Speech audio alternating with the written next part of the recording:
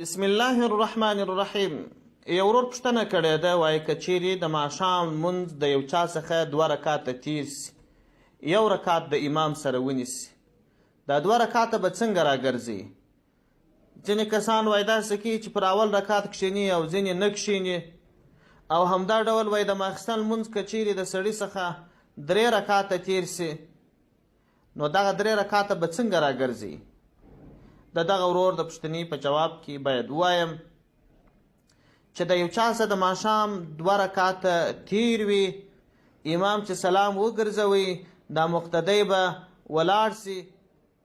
پر دغه اول رکات باندې به کښېني. کله چې د اول رکات